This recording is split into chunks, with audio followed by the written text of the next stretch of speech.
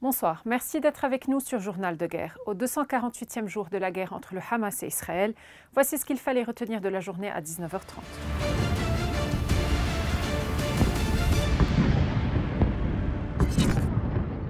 Les échanges de tirs se sont poursuivis lundi jusqu'en fin d'après-midi entre le Hezbollah et l'armée israélienne. Le Hezbollah a annoncé avoir abattu un drone israélien de type Hermès 900 au-dessus de l'espace aérien de Klim Toufah avec un missile sol-air. L'armée israélienne a confirmé l'abattage d'un drone de l'armée de l'air dans le ciel du Liban, le 5e depuis le début de la guerre. L'aviation israélienne a riposté en ciblant l'emplacement de l'abattage du drone sur les hauteurs de Jabal el-Rayhan. Un peu plus tôt, l'aviation israélienne avait lancé des raids contre le village de Aït Aloun et celui de Aït al-Shab. De son côté, le Hezbollah a aussi annoncé avoir ciblé 2 bâtiments dans lesquels étaient stationnés des soldats israéliens dans la colonie d'El Manara. Il a aussi visé le site radar des fermes de Shab'a et celui de Bayad Blida. La formation pro-iranienne a également lancé un essaim de drones sur le quartier général de commandement nouvellement créé de la 146e division à l'est de Nahariya, ciblant les emplacements et les colonies des officiers et des soldats israéliens, entraînant sa destruction et causant la mort ou la blessure du personnel.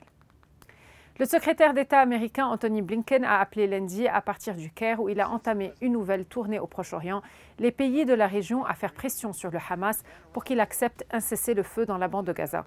Je crois fermement que l'écrasante majorité des Israéliens et des Palestiniens veulent croire à un avenir dans lequel les deux peuples vivraient en paix et en sécurité, a ajouté le chef de la diplomatie américaine après un peu plus de 8 mois de guerre entre le mouvement islamiste palestinien Hamas et Israël. Il se rend également à Tel Aviv où il doit rencontrer le Premier ministre Benjamin Netanyahou.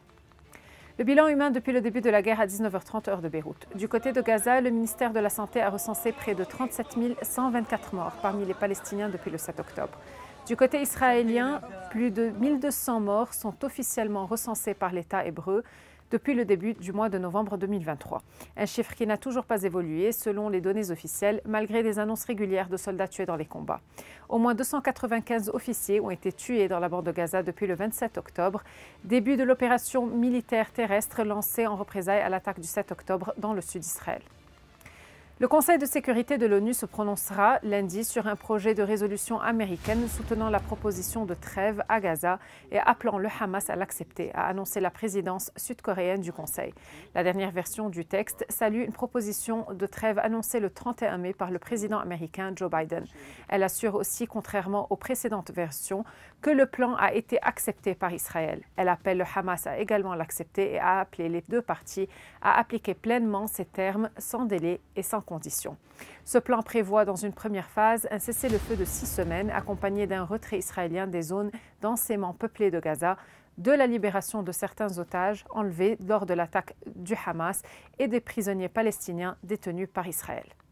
Merci de nous avoir suivis sur Ici Beyrouth. On se retrouve demain pour un autre résumé de la situation. Vous pouvez suivre toute l'actualité concernant cette guerre sur notre site web www.icibeyrouth.com sous la rubrique Guerre Israël-Hamas ainsi que sur tous nos réseaux sociaux.